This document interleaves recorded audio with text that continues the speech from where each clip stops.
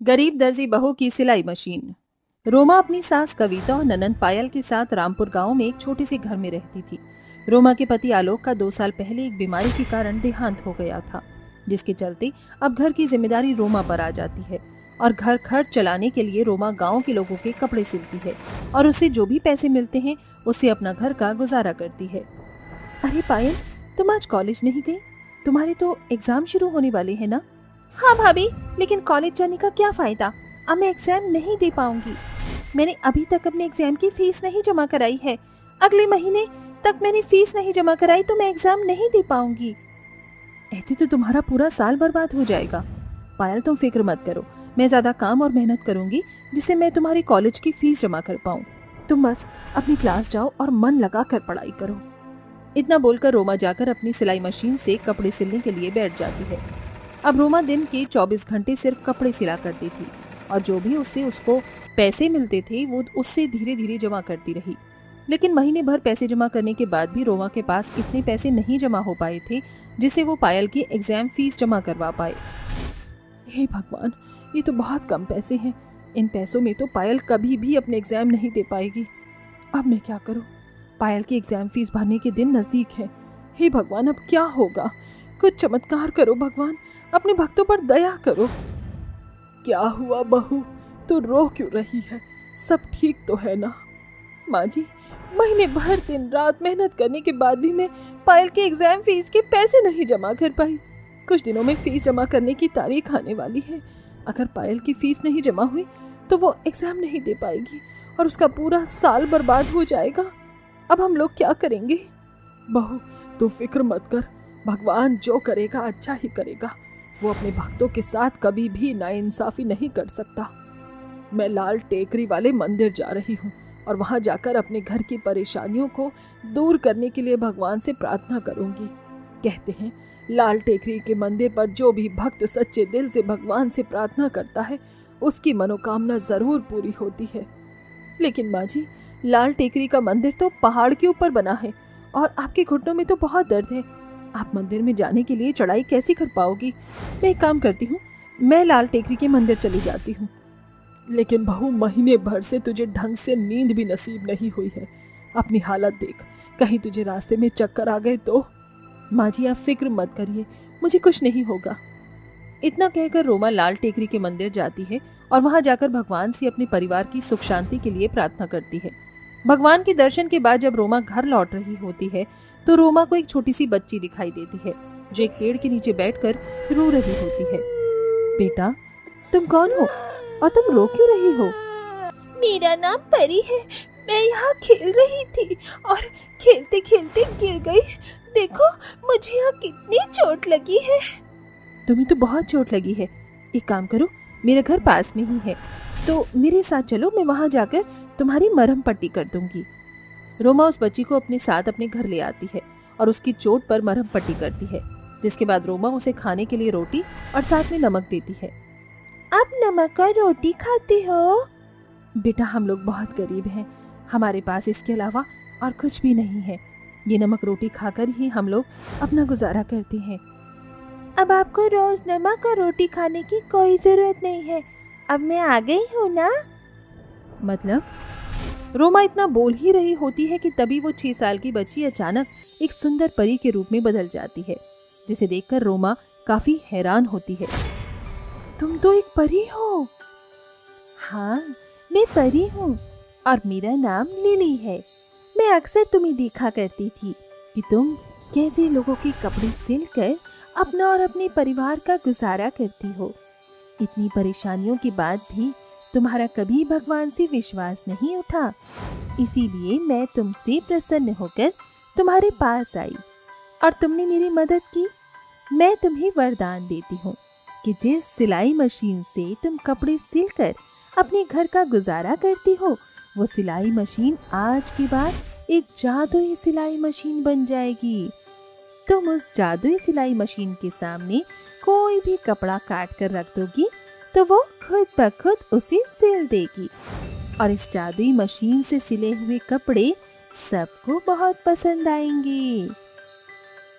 इतना कहकर लिली परी अपनी जादुई छड़ी से रोमा की सिलाई मशीन पर जादू करती है, जिसके बाद लिली परी वहां से चली जाती है और रोमा लिली परी के जाने के बाद एक कपड़े का टुकड़ा लाकर उस जादुई सिलाई मशीन के पास रख देती है और देखते ही देखते वो जादुई सिलाई मशीन उस कपड़े को सिलकर एक सूट बना देती है। ये जादुई सिलाई मशीन ने तो सच में इस कपड़े को सिल दिया है। भगवान तेरा लाख लाख शुक्र है। अब मैं अपने घर की सारी कठिनाइयों को हमेशा हमेशा के लिए खत्म कर दूंगी। इतना कहकर रोमा उस सिलाई मशीन के सामने कई सारे कपड़े रखती है और देखते ही देखते वो जादुई सिलाई मशीन उन सारे कपड़ों को सिल देती है। रोमा, तुमने सूट तो बहुत बढ़िया सिया है। मैंने इस डिजाइन का सूट आज तक नहीं देखा था। आज के बाद मेरे सारे सूट तुम ही सिलोगी। जी क्यों नहीं। अब धीरे धीरे पूरे गांव में रोमा के हाथ के सिले हुए कपड़े सबको पसंद आते हैं, जिसके बाद अब गांव के हर कोई व्यक्ति रोमा के पास ही कपड़े सिलवाने के लिए आया करते हैं। रोमा, तुमने ब्लाउज तो बहुत ही सुंदर सिया है। इसका बैग तो काफी अच्छा लग रहा है। अब तो पूरी शादी में मेरा ही ब्लाउज सबसे अच्छा होगा। मैं तो कह रही हूँ तुम अपनी छोटी सी दुकान खोलो और अपने हाथ के बने हुए कपड़े बेचना शुरू कर दो। फिर देखना गांव में लोग बाजार में जाने के बजाय तुम्हारे यहाँ से कपड़े खरीदेंगे। सविता का आइडिया रोमा को बहुत ज्यादा पसंद आता है, जिसके बाद रोमा कतरन इकट्ठा करती है और रात में जादुई सिलाई मशीन के सामने रख देती है और देखते ही देखते कुछ ही देर में वो जादुई सिलाई मशीन सारे कपड़े सी देती है। सुबह होने के बाद रोमा सारे कपड़ों को देखकर बहुत खुश होती है, जिसके बाद रोमा अपने घर के बाहर ही एक छोटी सी कपड़ों की दुकान खोल लेती है और अपनी जादुई सिलाई मशीन से सिले गए कपड़ों को बेचना शुरू कर देती है। अरे वाह, तुमने तो बहुत प्यारे प्यारे और सुंदर सुंदर कपड़े सिए हैं।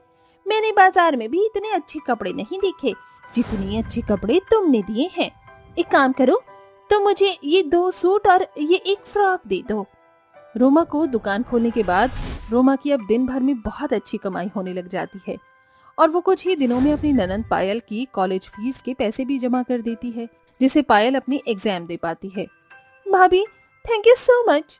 अगर आप नहीं होती तो न जाने मैं अपनी एग्जाम कैसे देती। शायद मेरी साल भर की मेहनत खराब हो जाती। मेरे रहते हुए ये कभी नहीं होता। तुम बस अच्छे से अपनी एग्जाम दो, बाकी सारी जिम्मेदारी मुझ पर छोड़ दो। बहू, आज हम जो 2 वक्त की ढंग से रोटी खा पा रहे हैं सिर्फ तेरे ही कारण है।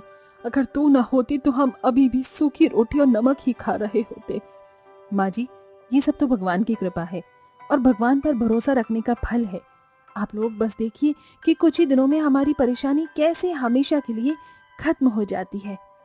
रोमा के हाथ के सिले हुए कपड़े सारे गांव में सबको पसंद आते हैं, जिसके बाद रोमा अब अपने कपड़ों की दुकान बाजार में खोल लेती है। रोमा रोज उस जादुई सिलाई मशीन के सिले हुए कपड़े लाकर बाजार में बेचती और पूरे बाजार में अब हर कोई रोमा से ही कपड़े खरीदता था। धीरे धीरे रोमा की दुकान बढ़ती रहती है और रोमा और उसका पूरा परिवार एक छोटे से घर से निकलकर बड़े से बंगले में रहता है और अब रोमा अपने परिवार वालों के साथ एक खुशी भरी जिंदगी जीती है। तेज बारिश हो रही थी, तभी 7 साल की बच्ची रूही अपने सर को बोरे से ढककर अपनी सौम्या दीदी से लिपट जाती है। दीदी, कितनी तेज बारिश हो रही है। मुझे ठंड लग रही है और भूख भी। रूही बच्चा, थोड़ी देर इंतजार कर लो। आज किसी का संगीत है, मुझे उसके कपड़े जल्द से जल्द तैयार करने हैं। थोड़ा सब्र कर ले, फिर मैं खाना बना दूंगी। ठीक है दीदी, जल्दी करो। चिंता मत कर, मैं जल्दी जल्दी करूंगी। मुझे इन कपड़ों को सिलने के बाद जो पैसे मिलेंगे उससे तुझे मैगी बनाकर खिलाऊंगी। तुझे मैगी खानी है ना? हाँ दीदी। और दीदी, यहाँ तो बारिश का पानी भी आ रहा है। हाँ, आज बारिश बहुत ज्यादा तेज हो रही है। हमारा हल्का सा तंबू कहाँ संभाल पाएगा। मेरे पास पीछे बैठ जाओ। ये सुनकर रूही सौम्या के पीछे की ओर चली जाती है, जहाँ सूखा था। बेचारी 24 साल की सौम्या एक हल्के से तंबू को लगाकर अपनी छोटी 7 साल की बहन के साथ रहती थी। कुछ ही देर में वो कपड़े सिल लेती है। जहाँ बारिश बंद होने के बाद नव्या आती है। अरे, तुमने मेरी बहन का लहंगा और सूट तैयार कर दिया? सही से फिटिंग तो की है ना? हाँ, आप निश्चिंत रहिए, आपको फिटिंग को लेकर कोई दिक्कत नहीं होगी। मैंने बिल्कुल नाप से सिला है। ठीक है, ये लो पैसे। फिर नव्या सिले हुए कपड़े लेकर चली जाती है और उन मिले पैसों से सौम्या मैगी के पैकेट लाकर चूल्हे पर मैगी बनाती है और अपनी बहन को खिलाती है। दीदी, मजा आ गया। मैंने आपको कितने महीने पहले बोला था और अब आप मुझे मैगी खिला रही हैं। हम हमेशा ऐसे गरीब ही रहेंगे क्या? कोशिश कर रही हूँ बस खर्च चलाने की। वो एक दिन जरूर आएगा जब मेरे पास और पैसे होंगे और मैं अच्छे स्कूल में तुम्हारा दाखिला करा दूंगी। हम अनाथ लोगों की जिंदगी ऐसे ही होती है। अगर वो हादसा नहीं होता तो शायद हम रोड पर ऐसे नहीं रह रहे होते। दीदी, आप भी मेरे हाथ से खाओ और मैं आपके हाथ से। हाँ, मुझे लोरी भी सुनाना। ठीक है ठीक है। और दीदी देखो ना, मेरी फ्रॉक फट गई है। आपने इतनी बार सील दिया है कि अब मैं ये दोबारा नहीं पहन सकती। सील कर नई दे दो ना मुझे। दिला दूंगी रूही, थोड़ा सब्र रख। दोनों बहनें एक दूसरे को अपने हाथ से मैगी खिलाते हैं। फिर सौम्या उसे लोरी सुना देती है। दरअसल सौम्या दर्जी की कला में माहिर थी, इसलिए सड़क पर रहते रहते वो दर्जी का काम भी करने लग गई थी, जिससे वो अपना और अपनी बहन का पेट पाल सकती थी। आसपास के लोग उससे 2-4 कपड़े दिन में सिलवा लिया करते थे। अगले दिन एक परेशान औरत अपनी बेटी का लहंगा लेकर आती है। ए लड़की, तुम इतनी गरीब हो, तुम्हारे पास आने का मन नहीं था, लेकिन मेरे पास कोई चारा भी तो नहीं था। मुझे पड़ोसन ने बताया कि तुम काफी अच्छे कपड़े सिल लेती हो, पर रहती तो इस तंबू में हो। एक बड़े फैशन डिजाइनर ने मेरे लहंगे की और ब्लाउज की फिटिंग दोनों बर्बाद कर दी है, और मैं नहीं चाहती कि वो डिजाइन बेकार हो जाए, इसलिए तुम इसे सही कर सकती हो तो बताओ। आप एक बार मुझे लहंगा दिखा दीजिए। देखो। अरे वाह, कितना प्यारा लहंगा है। आपने सही कहा, लहंगे का मार्जिन भी नहीं बचा है और ब्लाउज का डिजाइन भी खराब हो रखा है। आप मुझे 2 घंटे दीजिए, मैं इनको अभी ठीक करती हूँ। फिर सौम्या उस लहंगे और ब्लाउज को ठीक करने के लिए अपनी जान लगा देती है, जिसके बाद वो कहती है, देखिए मैंने ठीक कर दिया और एक नया डिजाइन भी डाल दिया ताकि दूसरे रंग के कपड़े का पता ना चले। अरे वाह, तुमने तो पहले से भी ज्यादा सुंदर बना दिया है। मैं तो हैरान हूँ, मानना पड़ेगा तुम में काफी अच्छी दर्जी की कला है। मुझे तो लगा रोड पर रहती हो तो मामूली सिलाई ही कर पाती हो। खैर, मेरी बहुत बड़ी चिंता को खत्म कर दिया। ये लो पैसे, पूरे 10,000 रुपए हैं। नहीं, आप बहुत ज्यादा दे रही हैं, इतना तो मैंने काम भी नहीं किया। अच्छा ठीक है, 5,000 ले लो। अब मना मत करना, क्योंकि तुमने बहुत बड़ा काम किया है। इस काम के अच्छे अच्छे डिजाइनर 50-50, 60,000 रुपए ले लेते हैं। आप कहती हैं तो ठीक है। अच्छा है मुझे पैसे मिल गए, मशीन को ठीक कर लूंगी, खराब चल रही थी, और उसके लिए तेल और धागे भी खरीद लूंगी, और मेरी रूही को 2-3 कपड़े दिला दूंगी। बेचारी की फ्रॉक खराब हो गई है। ये बोलकर सौम्या पैसे रख लेती है और मंजू चली जाती है। दीदी, मुझे माँ की बहुत याद आ रही है। आपके गले में माँ की तस्वीर है ना? मुझे एक बार दिखा दीजिए। देख लो, मैं तुम्हें ये लॉकेट दे देती हूँ, लेकिन तुम थोड़ी बड़ी हो जाओ, क्योंकि ये हमारी माँ की आखिरी निशानी है। ठीक है दीदी। वक्त गुजरता है। सौम्या ऐसे ही दर्जी का काम करके अपने घर का खर्चा चलाती है। एक दिन कार में बैठा राघव लैपटॉप पर प्रेजेंटेशन बना रहा था कि तभी उसकी गाड़ी के सामने एक छोटा सा बच्चा आ गया, जिसकी वजह से ड्राइवर ने ब्रेक लगा दिया, जिसकी वजह से लैपटॉप गिरने पर राघव जैसे ही लैपटॉप को उठाता है तो उसके ब्लेजर की बाजू फट जाती है। ओह माय गॉड, ये क्या हो गया यार। मुझे अभी एक इंपॉर्टेंट मीटिंग में जाना है, ऐसे तो नहीं जा सकता, क्या करूं गॉड। सॉरी सर, मुझसे गलती हो गई, पर सामने एक लड़की सिलाई मशीन लेकर बैठी है, आप वहां चले जाइए, वो जल्दी से सिल कर दे देगी।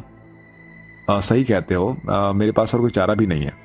राघव कार से उतरकर सौम्या के पास जाता है और अपना ब्लेजर देकर कहता है, अच्छा सुनिए, मुझे ना अभी किसी इंपॉर्टेंट मीटिंग में जाना है, तो क्या आप इसे जल्दी से सिल कर दे देंगी? ठीक है, मैं कर देती हूँ साहब, 30 रुपए लूंगी, बाद में मना मत कर देना। अमीर लोग होते हैं ना, मना कर देते हैं, फिर मैं अपनी छोटी बहन को खिला पिला नहीं पाऊंगी। चिंता मत करो, मैं उस तरह का अमीर इंसान नहीं हूँ जो गरीब लोगों का पैसा खा जाते हैं। ठीक है, वैसे तुम अकेली रहती हो क्या अपनी छोटी बहन के साथ? माता पिता कहाँ हैं तुम्हारे? वो एक हादसे के शिकार में चले गए थे। जैसे ही सौम्या उसका ब्लेजर सिलती है तो गले का लॉकेट आगे आ जाता है, वैसा ही लॉकेट जैसा राघव घर पर हमेशा देखा करता था। ये लॉकेट कहाँ से मिला तुम्हें, और ये तुम्हारे गले में क्या कर रहा है? आप ऐसा क्यों कह रहे हैं? ये मेरे माँ की आखिरी निशानी है, ये मेरी माँ है। क्या माँ? इसका मतलब आप सौम्या और ये रूही है? बोलो। तुम्हें हम दोनों का नाम कैसे पता? कौन हो तुम? तभी कहूं कि मुझे आप जानी पहचानी से क्यों लग रही हो। दीदी, मैं आपका छोटा भाई राघव हूं। मुझे याद है वो हादसा। क्या राघव तो जिंदा है? मुझे तो लगा था उस बाढ़ में बस हम दोनों ही बचे हैं। आज भी मुझे वो दिन याद है। नाव में कौशल्या और मुकेश अपने 3 छोटे बच्चों के साथ थे। छोटी सौम्या ने अपनी बहन को चुन्नी से बांध लिया था। राघव, मेरा हाथ पकड़ ले कसकर। बच्चों, हाथ मत छोड़ना अपना, और मेरा लॉकेट तू पहन ले। कौशल्या ये कहती ही है कि तभी एक बड़ा सा बाढ़ का सैलाब आता है जिसमें सभी लोग अलग हो जाते हैं। बेहोशी में सौम्या लोगों को एक छोटी सी बच्ची के साथ मिलती है और उनके माता पिता की लाश होती है, पर राघव कहीं नहीं मिलता। उस वक्त मैंने माँ बाबा को देखा, छोड़कर जा चुके थे।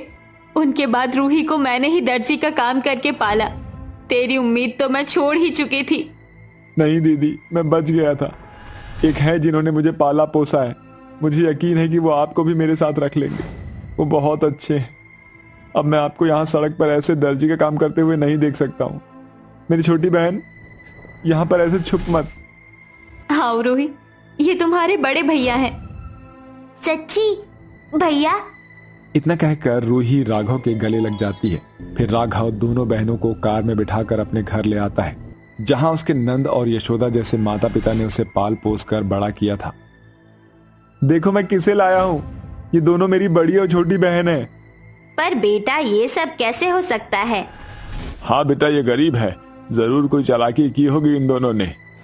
नहीं नहीं पापा, ये सच में मेरी बहन है। आपने मेरे माता पिता के बारे में जानना चाहा था। मैं आपको नदी के किनारे मिला था ना। दीदी के गले में माँ की तस्वीर है। कितने सालों से मेरी दोनों बहनें कठिनाइयों से जी रही है। मैं उन्हें ऐसे नहीं देख सकता था, इसलिए मैं उन्हें यहाँ ले आया। ये तो बहुत अच्छी बात है बेटा। कब से मैं माँ बनना चाहती थी। पहले मुझे तू मिला और अब 2 बेटी की तमन्ना भी पूरी हो गई। ठीक कहा तुमने नंदिनी। आ जाओ बच्चों, मेरे गले लग जाओ। पिताजी, आप दोनों ने हमें अपना लिया। अब हमें माता पिता का प्यार भी मिल जाएगा, और आपने राघव का ख्याल रखा, उसके लिए धन्यवाद। तभी नंदिनी और सुभाष दोनों बच्चों को आशीर्वाद देते हैं। फिर दोनों बहनें नहाने धोने के बाद राजकुमारी की तरह तैयार हो जाती हैं।